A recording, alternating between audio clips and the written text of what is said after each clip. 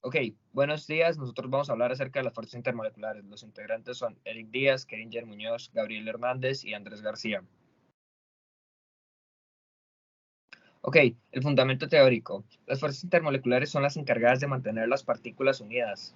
Ahora, también son encargadas de que las mezclas varíen debido al estado de la materia, o sea, según el estado de la materia que se encuentren. Ahora, las fuerzas intermoleculares. Debido a la carga electrostática de cada partícula, se crea una fuerza intermolecular entre una parte positiva y una parte negativa. Según la diferencia de electronegatividad que existen entre ellas, van a ser fuerzas intermoleculares o fuerzas de Van der Waals.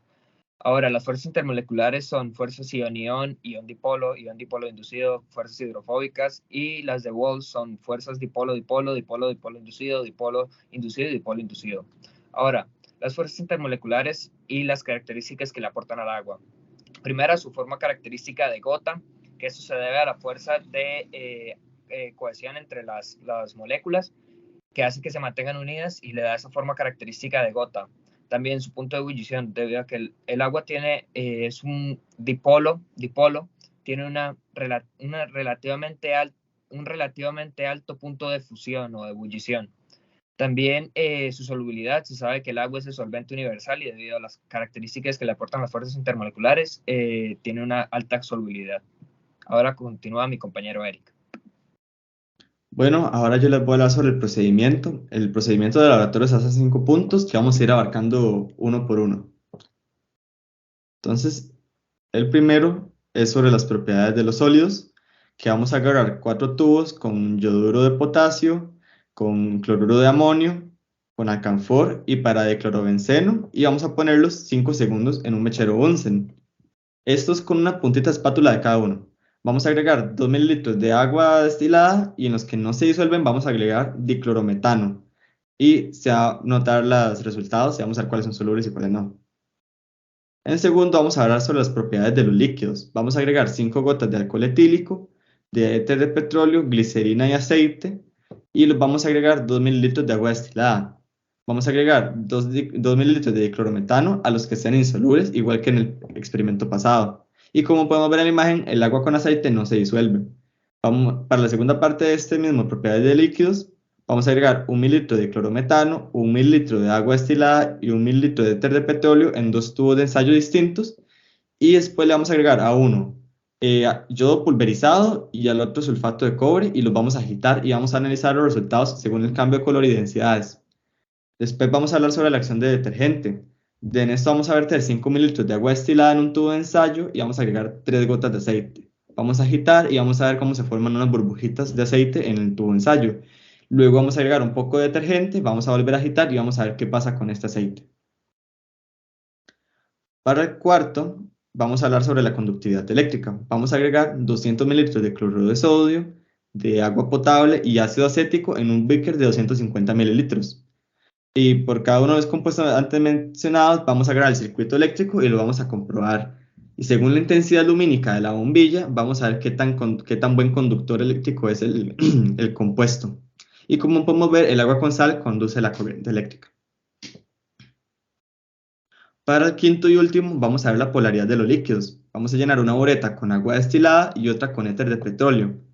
Vamos a cargar electrostáticamente una regla plástica con una franela o algún objeto que se cargue electrostáticamente y lo vamos a colocar debajo, vamos a colocar un beaker debajo de la bureta para recoger el líquido que caiga de la bureta y vamos a abrir la llave de paso. Y una vez que está abierto el chorro, vamos a acercar la regla y vamos a ver cómo se tuerce o no el, el compuesto dentro de la bureta, como podemos ver en la imagen ahí a la par. Bueno, ahora yo voy a hablar acerca de los resultados de cada procedimiento. Entonces, en la tabla 1 se presenta que el yoduro de potasio presenta solubilidad con el agua, mientras el paradiclorobenceno no, pero presenta solubilidad con el diclorometano. Las fuerzas de intermoleculares, son el yoduro de potasio ion-ion, el cloruro de amonio ion-ion, el alcanfor dipolo-dipolo y el paradiclorobenceno de dispersión. En la tabla número 2 se presenta que el alcohol etílico es soluble con el agua, el aceite no, pero sí que es soluble con el diclorometano. Las fuerzas intermoleculares de cada compuesto son alcohol etílico, puentes de hidrógeno, éter de petróleo, dispersión, glicerina, puentes de hidrógeno y aceite de dispersión.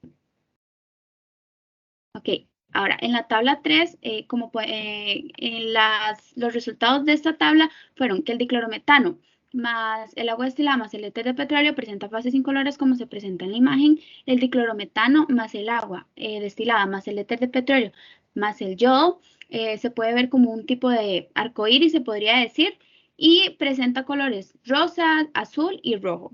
Ahora, el agua destilada más el diclorometano más el éter de petróleo más el sulfato de cobre colorea la molécula del agua. En la tabla número 4, en los resultados de la tabla número 4, presenta que antes el agua y el aceite no se lograban solubilizar, pero después con el detergente, como este ayuda de un intermediario por tener partes polares y no, se logra la solubilización.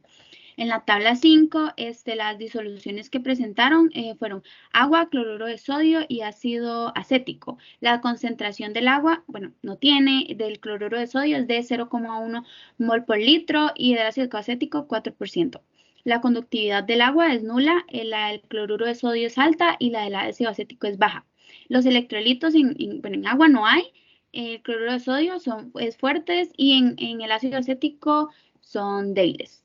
En la tabla número 6 o en los resultados presenta que el agua destilada en las observaciones sí hubo efecto y hizo como un tipo de curva, perdón. La polarización es polar, en el éter de petróleo no presentó ningún efecto y es no polar. Ahora yo le voy a dar el pase a mi compañero Gabriel. Okay, ahora pasamos con el análisis y la discusión de los resultados. Primero tenemos el análisis de la tabla número 1, en el cual se determinó que el yoduro de potasio y el cloruro de amonio no poseen una norma, caso contrario al alcanfor, el p-diclorobenceno. Ahora, en cuanto al punto de fusión, el alcanfor y el p-diclorobenceno tienen un punto de fusión muy bajo, y en el caso contrario, el yoduro de potasio y el cloruro de amonio tienen un punto de fusión muy alto que supera los 1000 grados centígrados. El yoduro de potasio y el cloruro de amonio sí, son solubles en agua, y el p-diclorobenceno y el alcanfor solo se solubilizan con diclorometano. Ahora, con la tabla número 2, se determinó que el alcohol etílico y el éter de petróleo poseen un valor. El alcohol etílico y la glicerina son solubles en agua, y el aceite y éter de petróleo solo se lograron solubilizar en diclorometano. Ahora con el análisis de la tabla número 3, en la cual se prepararon 2 tubos con diclorometano, agua destilada y éter de petróleo, lo cual formó un compuesto con 3 fases incoloras, ya que se están agregando 2 compuestos no polares con uno polar en el centro. A uno de estos tubos se le agregó yodo, y esto causó que se tiñeran tanto la fase de arriba como la fase de abajo, dejando la fase de medio con incolora, puesto que el yodo es un compuesto no polar. Y al segundo tubo se le agregó sulfato de cobre, el cual solo tiñó el agua de color azul, puesto que este es un compuesto polar. Ahora pasamos con el análisis de la tabla número 4, en la cual se observa que antes de agregar el detergente en polvo, el agua y el aceite no se pueden solubilizar. Sin embargo, luego de agregar, las 3 sustancias se pueden unir, ya que el detergente actúa como un intermediario, el cual tiene una cabeza polar y una cola no polar, causando que las 3 sustancias se solubilicen. Posteriormente, en la tabla número 5, se determinó que el agua destilada no posee electrolitos, por lo cual su conductividad es nula. El cloruro de sodio posee electrolito fuerte y una conductividad alta. Y por último, el ácido acético tiene una conductividad baja, ya que tiene un electrolito débil. Por último, tenemos el análisis de la tabla número 6, en la cual se determina que el globo sí tiene un efecto en la sustancia polar debido a sus cargas positivas y negativas. La sustancia polar sería el agua destilada, la cual forma como una curva cuando el globo cargado eléctricamente se acerca, y la sustancia no polar no se ve afectada.